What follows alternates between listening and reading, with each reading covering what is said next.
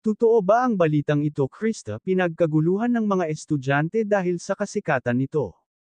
Ito ang pag-uusapan natin maya-maya lamang. Pakiusap patapusin ang video para malaman ang nilalaman nito at kung bago ka pa lang sa aking munting YouTube channel, paki-subscribe para lagi kang updated sa video ng mga kalingap. Isang mapagpalang araw sa inyong lahat mga ka-viewers. Marami nga ang natuwa dahil tuloy pa rin ang tambalang may Chris. Marami talaga ang nalungkot na mag-live si Kalingap Rab at sinabi nito na ititigil na ang tambalang may Chris. Kahit si Krista at Mikoy ay may mga kantang linaan para sa kanilang dalawa. Talagang may ibig sabihin ang kanta na inilaan niya para kay Mikoy, lahat ng kanta niya ay may ibig sabihin. Dito nga ay naging emosyonal si Mikoy dahil ang pagkakaalam nito ay last na talaga ng may Chris kaya nagpunta pa sila ng tabing dagat para mamasyal.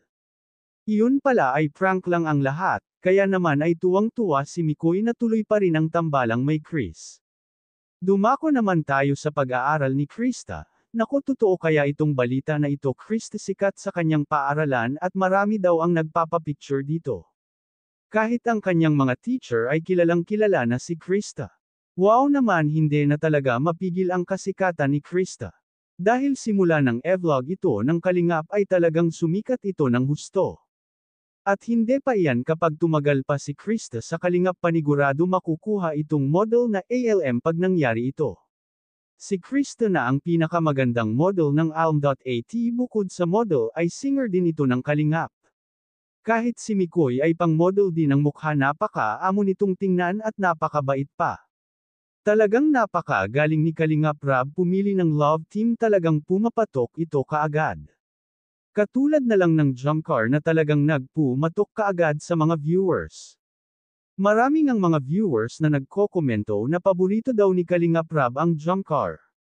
Ngayon na naman na pumapatok ang may Chris, sinasabi na naman ng viewers na ang may Chris naman daw ang paborito ni Kalingap Rab. Napakaswerte ni Krista dahil mayroon ng tutulong sa kanyang pag-aaral.